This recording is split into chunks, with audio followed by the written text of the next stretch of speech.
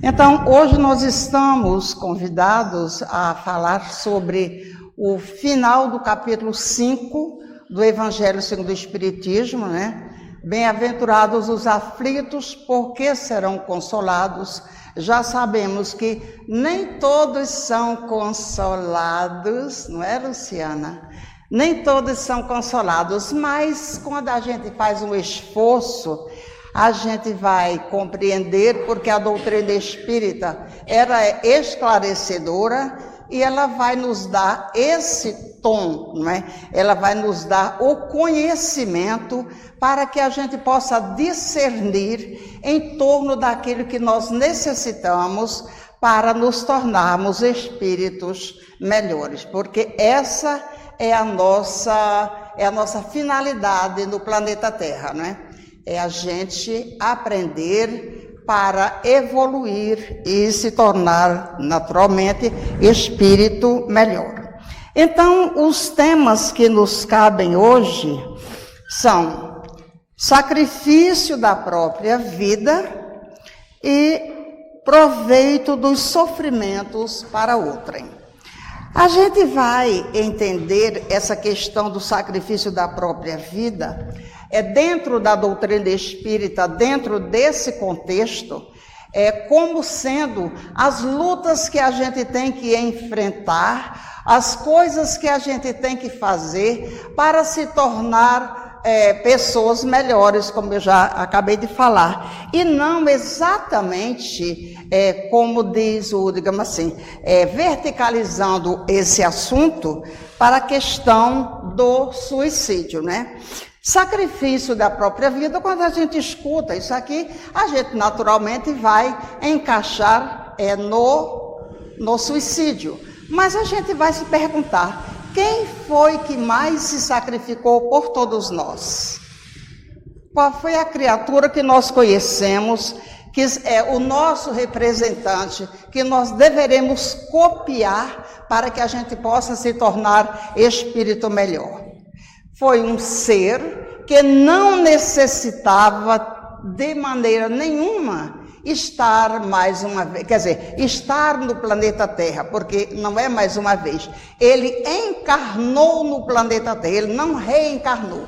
Jesus, um espírito de extrema pureza, que não necessitava passar por todas essas agruras, ele não necessitava encarnar no nosso planeta, ele não necessitava suportar as nossas rudezas, a rudeza da nossa ambiência, a rudeza daqueles que eram os mandatários da situação naquele momento, a rudeza do nosso tratamento conosco, muito menos para com ele. Tudo o que ele não necessitava, ele fez. Ele veio para quê? Para nos dar o exemplo. Ele veio exatamente para carimbar as nossas almas. Não fosse isso, a gente hoje ainda estava, se a gente já teve esse exemplo, a gente sabe como é que ele veio, sabe o que passou, sabe o que sofreu, sabe que ele veio nos trazer amor, conhecimento e liberdade, e a gente ainda hoje está dando de ombros a todo esse conhecimento e a toda essa magnitude trazida por Jesus, para que nós pudéssemos dizer, Senhor, que queres que eu faça? A gente ainda não quer, a gente ainda nem quer conhecer. Ele veio exatamente para deixar essa sementinha dentro de nós. Ele não está nos recriminando porque a gente não está nem aí, desculpem o termo, mas é exatamente desse nem aí hoje, nem aí amanhã, que chega as dores, que chega a dor, que chega o sofrimento, que chega a aventura, porque a gente não só tem sofrimento, né? Chega a aventura, chega a alegria. Mas a gente ainda está numa dicotomia, num planeta que a gente só conhece o que é o amor. Quando a gente conhece a dor, a gente só sabe o que é o claro quando a gente está no escuro. Quer dizer, a gente vive ainda nessa dicotomia. A gente não é um espírito que tenha um pensamento, que tenha um juízo firme e tal, que esteja discernindo exatamente aquilo que a gente está fazendo aqui. Porque a gente tem um objetivo, a gente tem objetivos para fazer nesse momento, nessa terra, nessa encarnação ainda. Não fosse isso, a gente não estaria aqui. Então, Jesus foi aquele, a gente diz assim, nossa, mas ele passou aquelas agruras nos últimos dias da sua vida aqui. Não, ele passou 33 anos com distúrbios, não que ele sentisse, não que ele não tivesse aceitado isso, não que ele não tivesse aceitado isso, ele aceitou, porque ele disse ao Pai, eu aceito, eu vou ser responsável por essa manada que ainda está aí desse planetinha nascente, que a gente fez, quer dizer, ele fez com seus prepostos, né? Foi quem preparou esse mundo para nós. Então ele conhece o menor grão do planeta Terra. Ele conhece a melhor e a pior terra que nós temos aqui. Então isso é para que a gente possa entender que Jesus, como ele foi o feitor, o administrador do planeta, da feitura do planeta Terra, ele conhece tudo que existe aqui, físico e extrafísico. Isso é incontestável. Então, inclusive até o seu próprio corpo, ele sabe qual foi a matéria exatamente que teria que ser, que era necessária para fazer. Por quê? Voltando ao início, Jesus não precisava mais encarnar num planeta, num corpo de carne. Está na Gênesis. A Gênesis diz isso prontamente. Então, ele não necessitava encarnar num corpo de carne. Por quê? Porque os espíritos puros não necessitam mais passar por provas, nem expiações, e nem também vestir-se, mais uma vez, de um corpo de carne. E numa rudeza, como ele aceitou, disse ao Pai, estou lá, vamos lá. A gente vai ver o que é que vai fazer. E ele fez, e deixou exemplos, deixou as parábolas, deixou tanta coisa que a gente ainda não consegue entender, porque as parábolas são o quê? As parábolas são o nosso dealbar da vida, né? É por ali, é o caminho que a gente deve seguir. Claro que a gente ainda não segue nem um quarto, mas a gente já está a caminho, a gente já está aprendendo, a gente já está hoje numa casa de caridade, a gente já está tendo, digamos, com bandeiras religiosas, que antes a gente não sabia nem o que era isso. Não é que a bandeira religiosa seja importante, mas ter uma religião e praticar religiosidade, isso faz muito para a gente, né? Então, o que é que acontece? Jesus foi quem nos deu esse tom.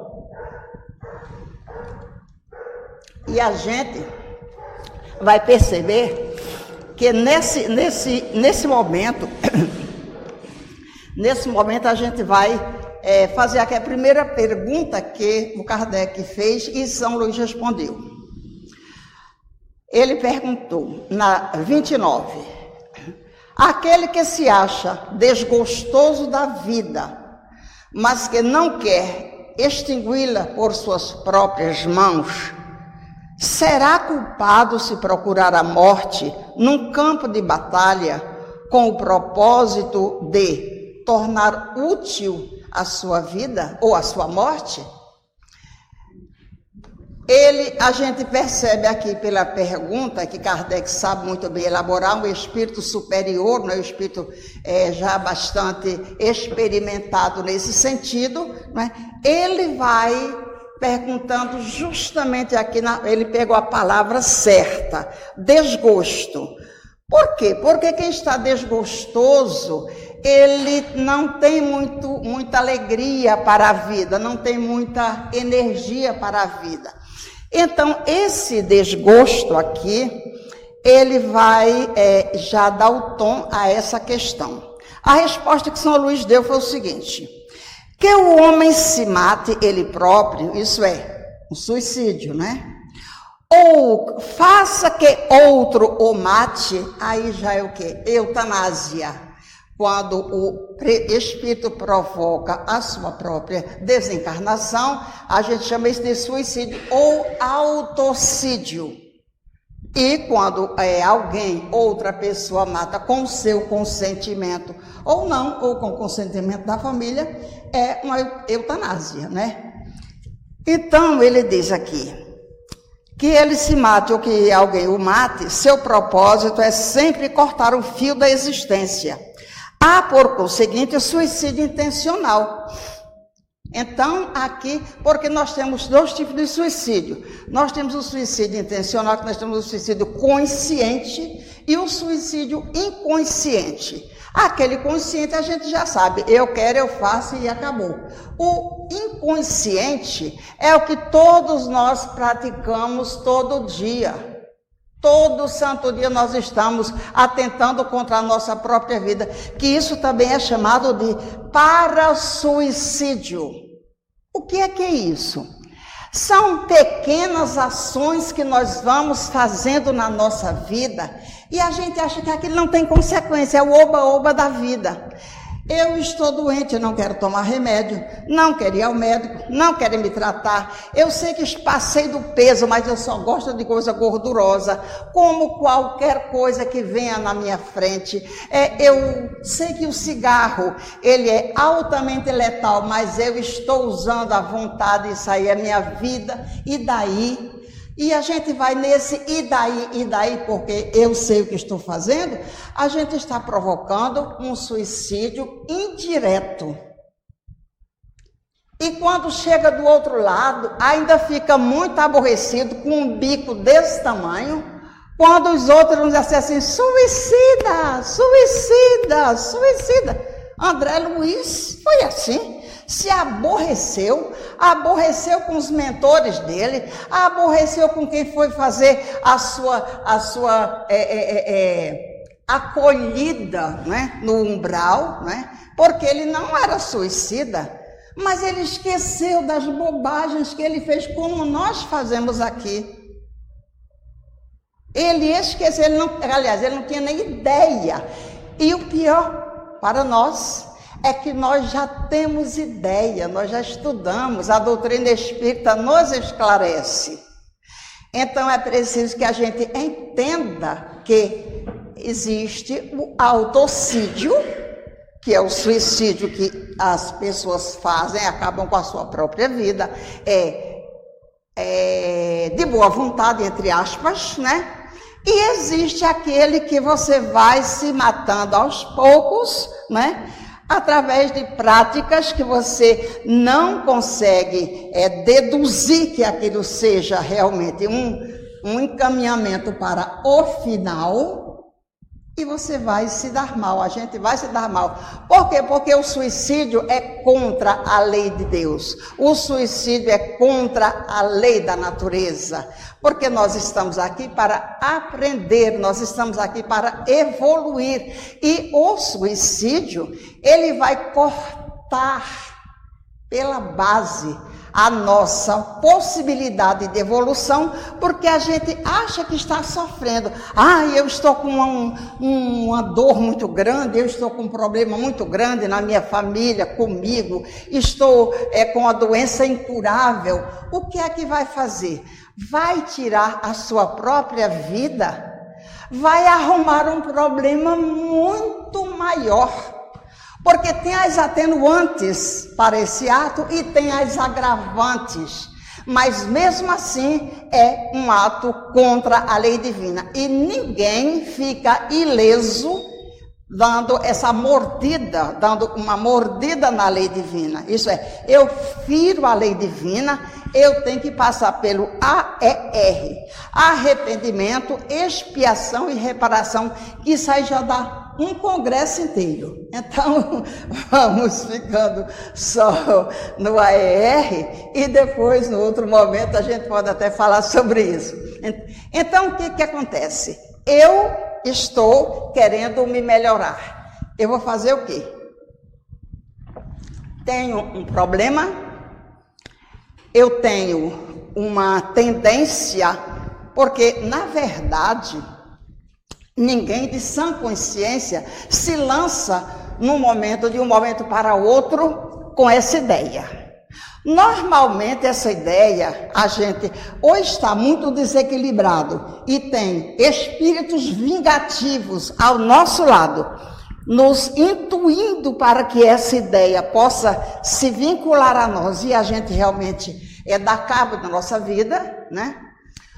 Ou a gente pode se meter numa confusão dessas por conta de, digamos, um suicídio indireto, com práticas que a gente está fazendo na nossa vida e que a gente não está se coadunando com a ideia, mas também tem outras situações que vão costurando junto com essa visão central, essa ideia central. Por exemplo, o suicídio, ele tem umas atenuantes, ele tem agravantes, mas ele também tem o outro lado, que é justamente a eutanásia. Quando a gente, de um lado, a gente tem a falta de vontade de viver, a falta de coragem de viver, de enfrentar, mas também tem a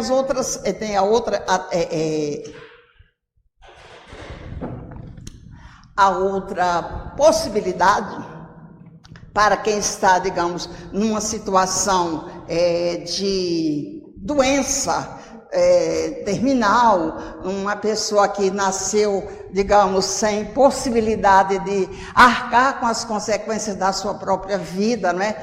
Então, existem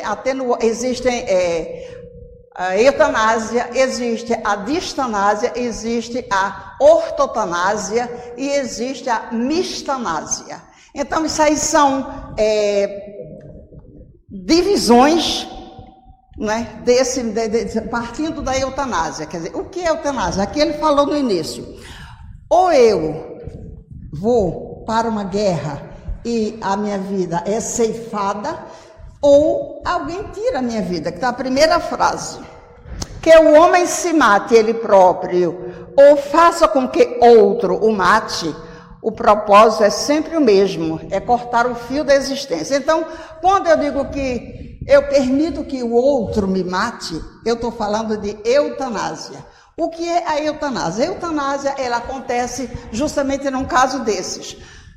Uma pessoa que tem uma doença grave, incurável. Tem outros casos em que a pessoa também pode, a pessoa é paraplégico, não pode. Então, tudo são possibilidades de a pessoa, digamos, permitir que a sua vida seja ceifada. Por exemplo, existem nações, o termo não é bem esse não, que elas não admitem, por hipótese alguma, que uma casa tenha duas meninas e um menino. Não admite. Por quê? Porque o menino, ele é produtivo, a menina não.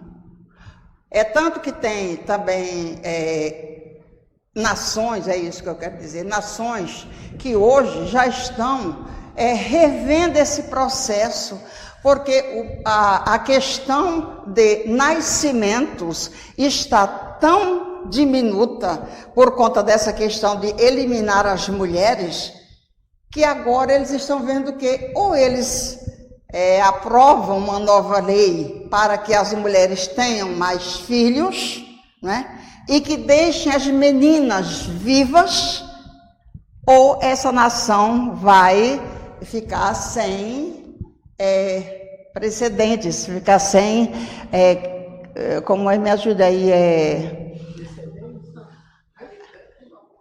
não, vai ficar sem gente, vai acabar, entendeu? Vai acabando. Por exemplo, tem países que não tem mais escola infantil, e Portugal é uma delas. Portugal já não tem mais escola infantil.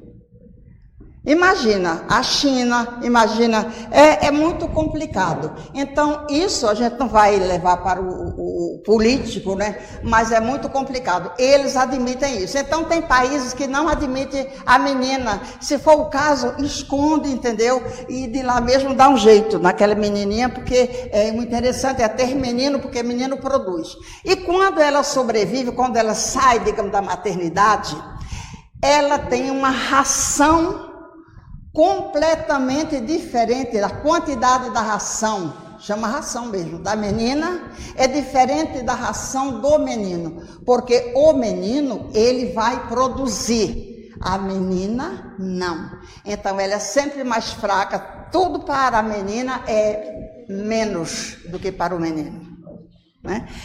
Então, a gente vai ver aqui o seguinte, essa questão de sacrifício da própria vida, ela pode ser, nós temos 3 tipos de sacrifício. Sacrifício como ato de amor e de auxílio, que é aquele que Jesus fez, né? Nós temos o sacrifício como obstáculo ao progresso, que é justamente aquele onde você vai achar que vai se sacrificar, mas como você não tem coragem, você procura eliminar a sua própria vida. Isso é um obstáculo ao progresso. Esse aí tem uma enormidade de coisas, inclusive esse que eu acabei de falar, que é obstáculo ao progresso. Eliminar crianças, eliminar pessoas que não têm condição de sobrevivência, eliminar idosos, aquela pessoa que está 4, 5, 6 anos numa cama, em cima de uma cama, eles são eliminados. Por quê? Porque isso tem até inclusive um nome. Eles são um peso para a sociedade. Então é mais fácil você eliminar aquele peso do que continuar mantendo aquela situação que, entre aspas, é insustentável. Quer dizer, é uma coisa desumana, mas ainda existe isso. Só que no Brasil nós temos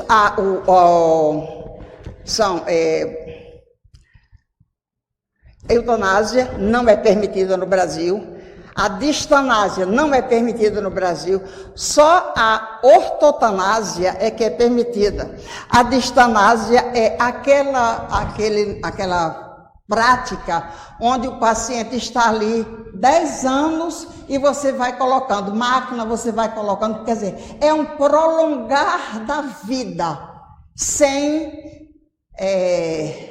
chega até a ser desconfortante para aquelas pessoas que estão lidando com aquele paciente e para o próprio paciente, para o próprio espírito. Então, espicha a vida de uma maneira assim louca. A ortotanásia, ela já é aquela que diz assim, a morte lenta, mas natural. Não se vai encher o paciente de máquinas, não vai se tirar os remédios do paciente, veja bem.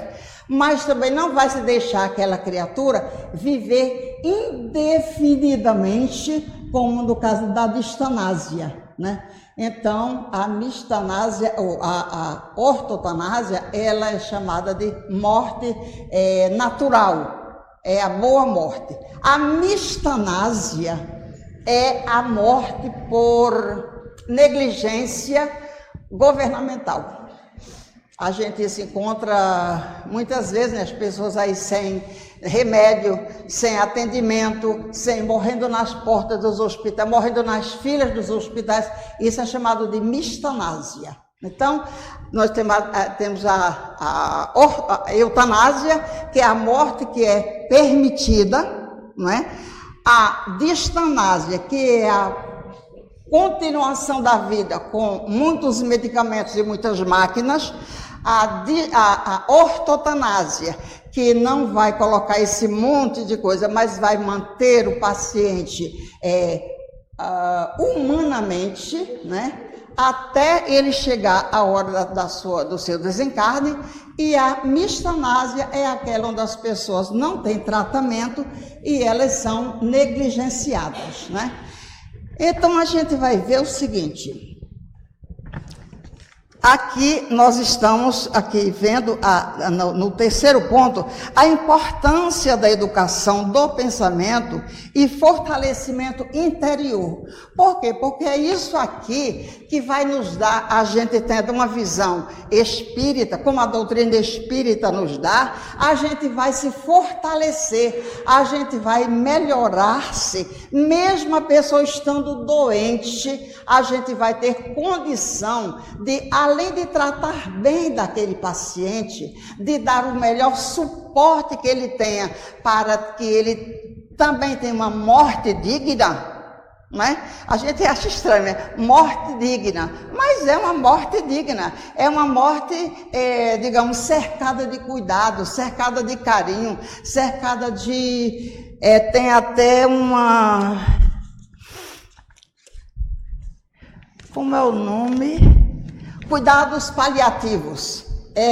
Eu ia até perguntar a você, hoje temos na medicina essa nova inclusão, não é? É chamado de cuidados paliativos, é uma nova terapia, digamos, é uma nova fase da medicina, não é? Onde os pacientes terminais que já sabem que não tem mais remédio, que reverta aquela situação. Não é que ele não tome remédio, não. Ele vai continuar tomando os remédios, ele vai continuar tendo o tratamento psicológico, ele e a família, ele vai continuar com tudo aquilo que ele necessita contra a dor, contra o desconforto. É como, e me parece até a ortotanásia, né? É a ortotanásia acompanhada da psicologia, né? Quer dizer, é uma morte natural, mas ela é assistida por profissionais.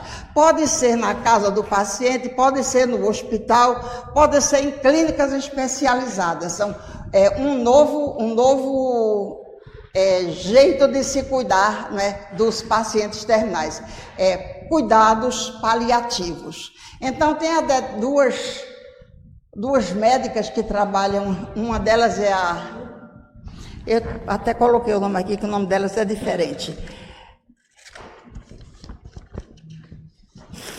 A Kubler-Ross. Elizabeth Kubler-Ross, né? Ela tem um livro que é A Morte é um Dia que Vale... Não, o livro da Kubler-Ross que fala sobre a morte e o morrer.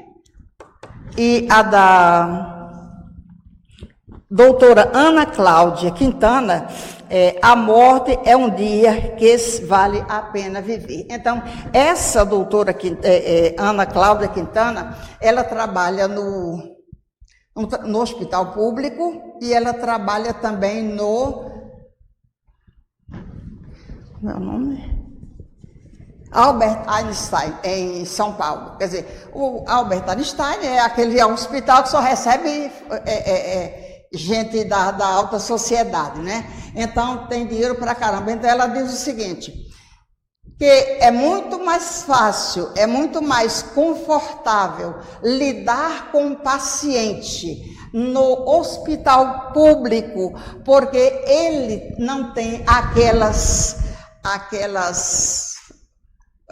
invenções de espichar a vida, de fazer aquele monte de gastos, essas pessoas, elas vão inclusive sendo tratadas através dos cuidados paliativos, elas vão entendendo que a vida é importante, mesmo que seja no seu final, mas existem aquelas criaturas que dentro da sua própria religião, eles vão repassando para aquelas criaturas que estão em estado terminal o valor da vida, o valor que elas tiveram, não com a intenção de modificar a sua parte, digamos assim, filosófica religiosa, digamos assim, você é da Igreja Batista, então hoje eu vou te dizer, sendo espírita, que a morte não existe. Não é isso, a gente não vai rasgar a alma das criaturas desse jeito, mas vai dar alegria, vai dar esperança, vai dar apoio, não é? Apoio, acolhimento, aquela pessoa que está partindo, porque é muito mais fácil você partir, você desencarnar, tranquilo do que você desencarnar cheio de coisinhas. Diz a Joana de Ângeles que o momento do desencarne é um momento muito importante, porque o espírito vai pegar aquela bagagem que ele está levando para o outro lado, fechando o olho físico, abrindo o olho espiritual, ele vai continuar com aquela mesma bagagem por um tempão. Então, é por isso que isso aqui tem um sentido humanitário muito grande, esse cuidado paliativo, porque ele vai tratar do paciente como uma pessoa que está partindo, mas com dignidade, com tranquilidade, dizendo que ele que a sua vida tem valor e vai continuar tendo valor. Isso dá uma sensação de poder àquela criatura muito grande, digamos assim, graças a Deus, eu fiz algo de bom e vou tranquila, do que você ficar desesperando uma criatura que está partindo naquele momento, né? Então, isso aqui são coisas que a gente precisa entender, en passant, mas a gente já escutou. Então, eu já sei que tem na medicina hoje uma nova política, já tem um novo jeito de tratar essas criaturas que estão em estado terminal, não é? Não é deixar fazer aquele monte de doente lá num quarto, uma enfermaria, e para lá mesmo vai se acabando. Não é isso.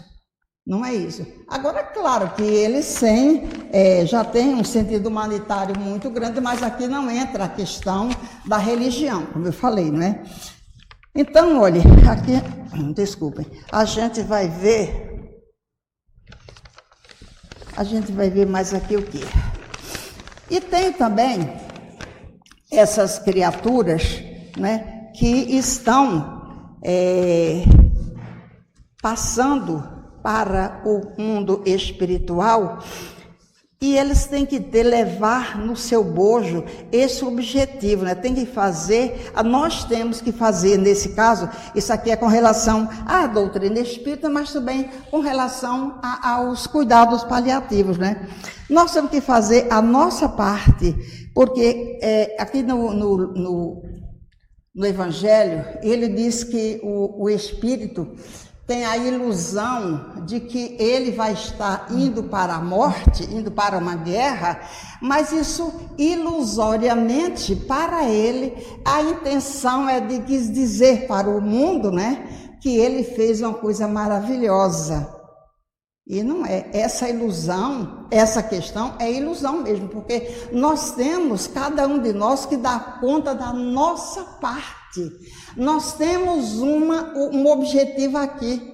Deus não nos fez para que a gente fique aqui só indo para campo de futebol. Não é que não vá para campo de futebol para uma praia, a gente pode ir, mas acontece que tem um objetivo maior, um objetivo mais sério nessa história, né? Então a gente vai ver o seguinte, ele diz que quando a gente se conscientiza através do estudo da doutrina espírita que nós temos objetivos aqui para dar conta deles, essa questão de dizer que eu vou para a guerra porque vou fazer de conta que eu morri e que fui servir ao meu país, isso é ilusão.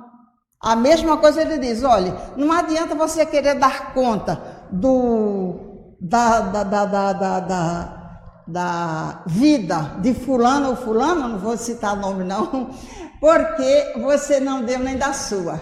Você precisa primeiro dar conta da sua vida, das suas responsabilidades e deixar de viver na ilusão, achando que você vai pagar, que você vai fazer, que você vai modificar, que você vai entrar na vida ou no problema daquela pessoa para modificar. Isso é muito comum quando se está apaixonado, né? Nossa, eu vou dar conta, eu vou dar cabo de tudo. Aí casa com um bebum. O bebum vai tomar mais cachaça do que antes, ele vai fazer mais coisa do que antes, porque sabe que você não tem nenhuma rejeição por aquele mal que ele está fazendo contra ele mesmo, naquele vício, né? Então, a gente tem que deixar de ser ilusório, de viver ilusões. A gente tem um objetivo na vida e a gente tem que dar conta desse nosso objetivo, né? Então, olha, mais outra coisa.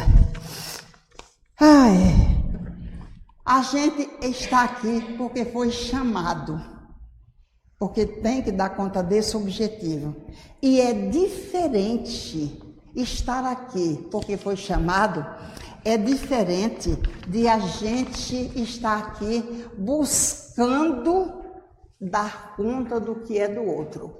Eu fui chamado para dar conta das minhas coisas, das minhas responsabilidades enquanto espírito. Você tem que dar da sua, você tem que dar da sua, o outro tem que dar da sua. Quando você se locupletar com as suas questões, puder ajudar ao outro, é uma questão consciencial e lógica. Não é deixar a sua casa, não, eu sou espírita, eu vou passar o dia todinho na casa espírita. A casa sua está a maior bagunça, o marido não sabe mais onde você anda, os filhos não sabem onde você está. Não, mas eu sou espírita. Isso é ilusão. Você tem que dar conta da sua vida, das suas responsabilidades. Isso é ilusão mesmo, não é? Não, acho que ela está falando bobagem. Não, eu não estou falando bobagem não, é isso mesmo. E às vezes a gente, quando começa a estudar a doutrina espírita, a gente fica dessa ilusão, né? Vou dar conta de tudo, vou chamar todo mundo para ser espírita, vou fazer não sei o quê, e fica naquele lero danado, e vai e vem, nem dá conta da sua, nem dá conta do outro. Depois você diz assim, olha, ela agora pirou, ela agora arrumou uma religião que está pirada. A gente tem que ter razão e lógica. Essa frase é de Erasto. É de Kardec. Não, Kardec copiou essa frase de Erasto, discípulo de Paulo. Então, é preciso que a gente tenha lógica e razão, porque ele diz, quando a gente sair dessa dupla, pensa bem, porque não está bom não. Vou ler um pouquinho aqui, para a gente ver onde é que eu saí do rumo ali.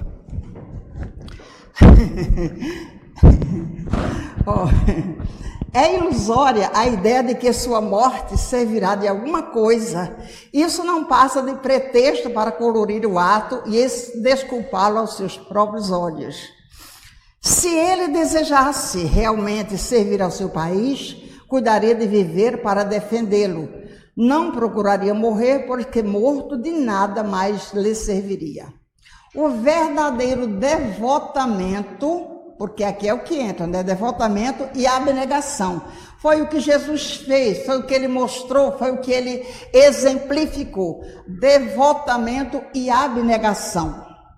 Consiste em não temer a morte quando se trata de ser útil em afrontar o perigo, em fazer de antemão e, sem pesar, o sacrifício da vida, se for necessário. Mas buscar a morte com premeditada intenção, expondo-se a um perigo, ainda que para prestar um serviço, anula o mérito da ação. Quem diz isso é São Luís, em Paris, no ano de 1860. A outra questão é a 30, que Kardec perguntou o seguinte: se um homem se expõe a um perigo iminentemente para salvar a vida a um de seus semelhantes, sabendo de antemão que sucumbirá, pode o seu ato ser considerado suicídio? A resposta que São Luís deu é desde que no ato não entre a intenção de buscar a morte, não há suicídio, e sim apenas devotamento e abnegação. Embora também haja a certeza de que morrerá. Mas quem pode ter essa certeza?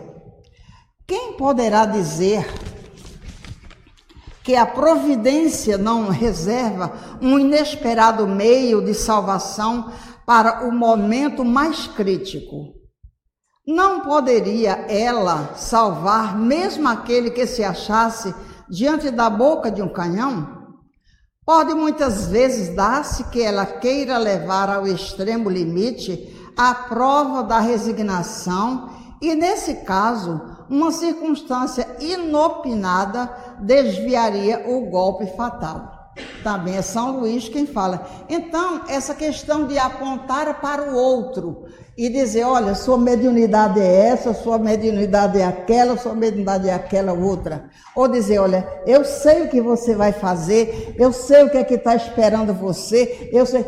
Nós não somos adivinhos, cada um muda, às vezes instantaneamente, o rumo da sua vida. Como é que nós que estamos fora, nem nós nos conhecemos, como é que a gente vai querer apontar o futuro do outro, ou dizer o que é que vai acontecer com o outro?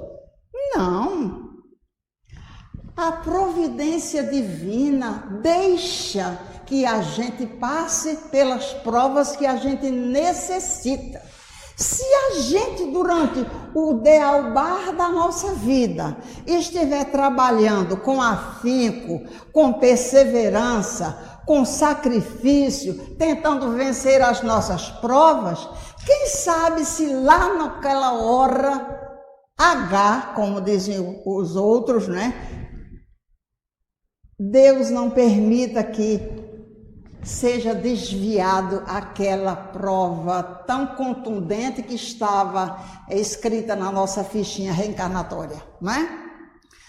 Porque a gente pode mudar as nossas provas. Você veio para cá, eu vim para cá, eu matei, roubei, esfolei, atirei, aí eu venho para perder um braço. Escrevi lá, quero perder o braço. Os espíritos, antes de reencarnar, dizem isso, né? Eu quero perder o braço, eu quero perder a perna, eu quero perder o olho, eu quero pagar tudo numa só. A espiritualidade responsável, não.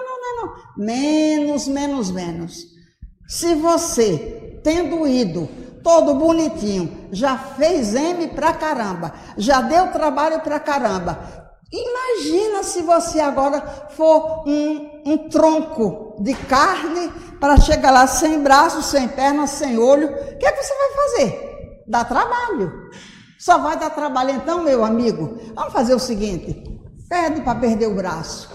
Atirou com o braço direito? Então pede para perder o braço direito. Chega aqui o cara, poxa, aí entra logo aí numa religião e começa a fazer umas coisas e outras e começa a trabalhar aquelas ideias e tem um coração bom e vai fazendo bem. No final das contas, cada bem que a gente faz é um mal que a gente elimina da nossa vida. Como a gente é uma carta fechada e a gente não sabe o tamanho do caderno que a gente tem de mal, é melhor que a gente se trate aqui e faça um bocado de bem, porque a gente já sabe que cada bem supera um mal. Vai que no dia daquele H, chega a hora da nossa acerto de contas com Deus, com a lei divina. A gente ia perder um braço, aí está trabalhando lá numa máquina, tira a nossa falange. Meu filho ficou sem a falange. Meu Deus, ele perdeu o dedo. Perdeu uma falange. Em vez de dizer, graças a Deus foi só uma falange. Não é? Porque a gente não viu na nossa ficha kármica que a gente vinha para perder o braço inteiro.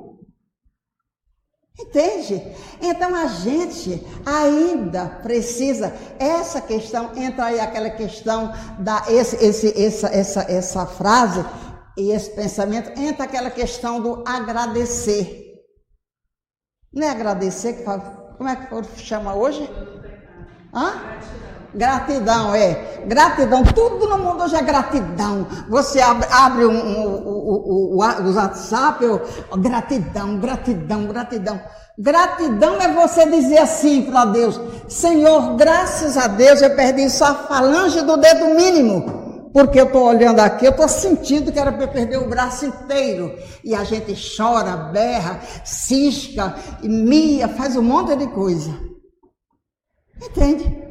A gente ainda é cego espiritualmente falando. Porque se foi permitido que a gente perdesse a unha, imagina, Senhor, obrigado, foi só uma unha. Por quê? Se nós estamos no planeta Terra de provas e expiações, somos todos devedores da lei divina e rebeldes, porque às vezes a gente é devedor, mas já está se caminhando. A gente ainda é rebelde, duvida até que está respirando e existindo. A gente vai achar que perdeu a unha foi um parto. A gente ainda não sabe o que é gratidão. Entendeu? A gente usa essas palavras como chavão, como moda. Cada vez que a gente agora for dizer gratidão, pense no que está falando. Pense no que está dizendo. Gratidão é algo que vem aqui de dentro do nosso ser, da nossa alma, com entendimento, porque a doutrina espírita nos dá esse entendimento.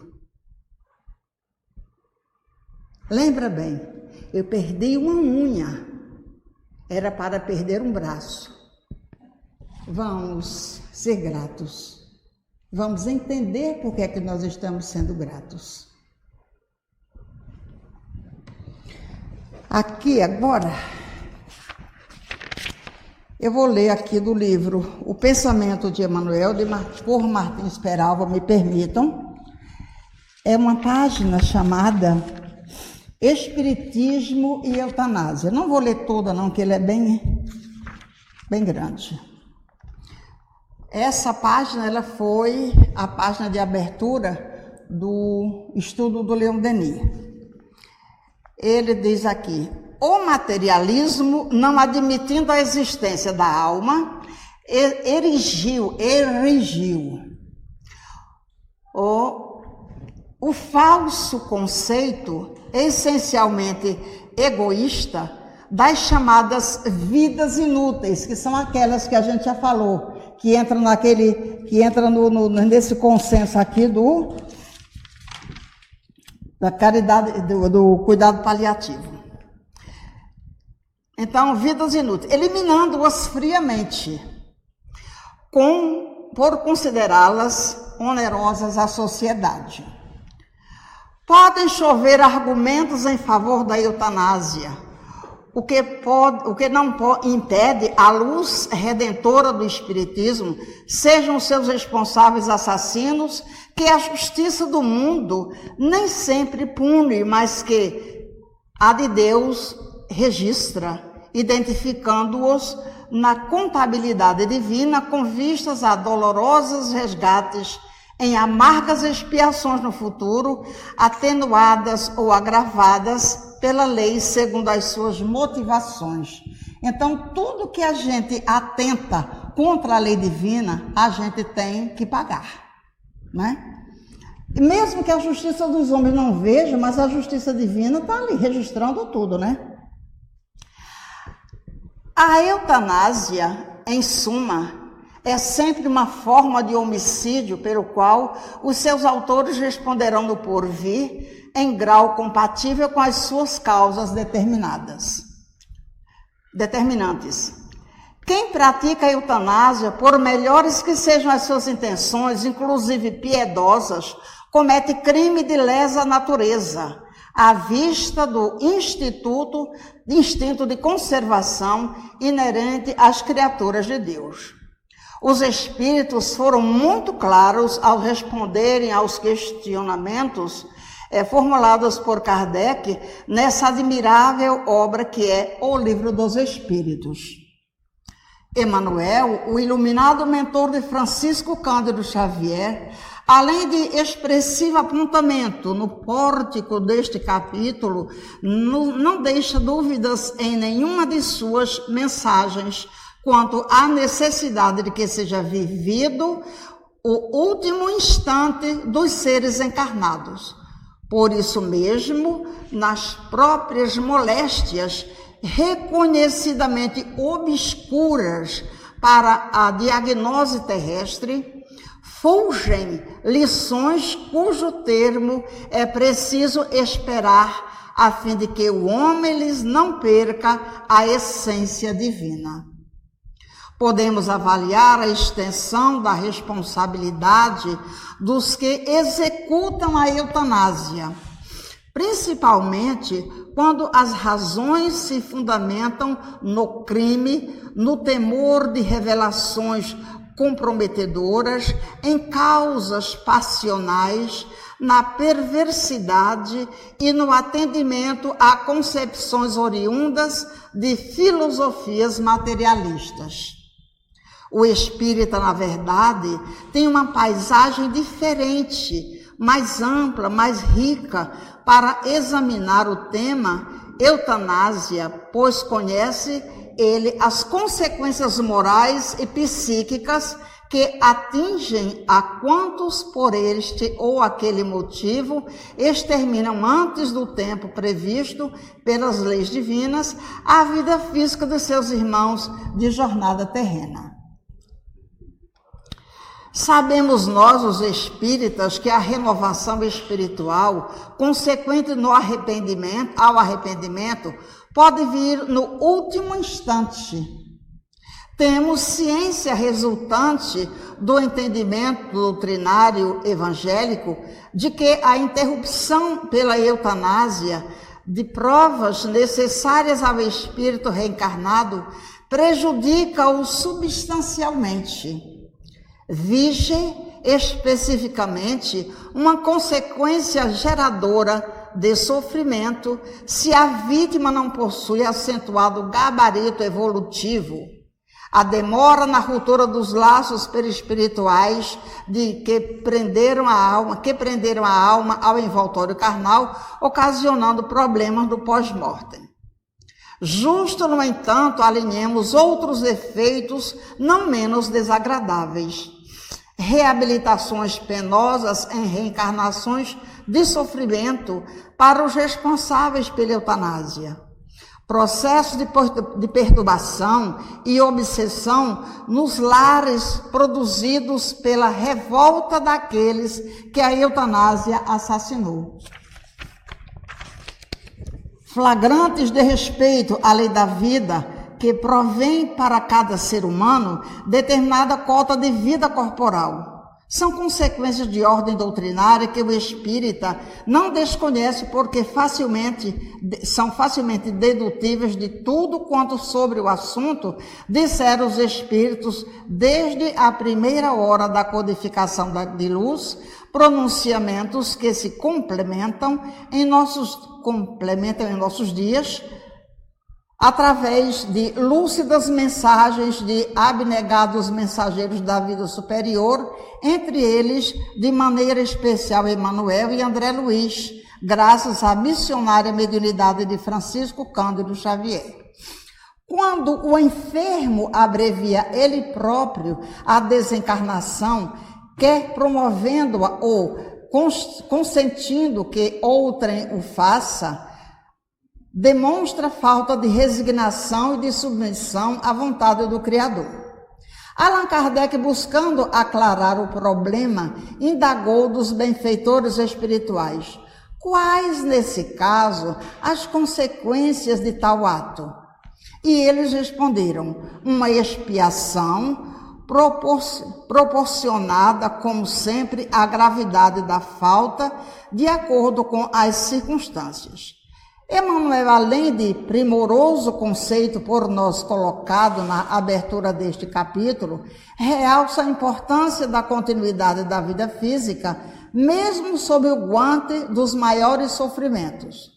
Quando te encontres diante de alguém que a morte parece nimbar de sombra, recorda que a vida prossegue além da grande renovação. Lembra-nos ainda o bondoso amigo espiritual: não te creias autorizado de desferir o golpe supremo naqueles que a agonia emudece a pretexto de consolação e amor, porque muitas vezes por trás dos olhos baços e das mãos desfalecentes que parecem deitar o último adeus, apenas repontam avisos e advertências para que o erro seja sustado ou para a senda de reajuste amanhã. Cuidar quanto possível da parentela e de amigos que parecem se avizinhar da morte na enfermidade misteriosa. É dever de todos nós que entendamos a existência física por divina concessão, mas refazimento do destino desta ou daquela maneira, inclusive na aflição da moléstia insidiosa diante da qual os sacerdotes da medicina terrestre possam eventualmente ter cruzado os braços, como recursos da cirurgia, providências clínicas, medicamento e consolação, solidariedade e conforto, tranquilidade e afeto no silêncio caridoso.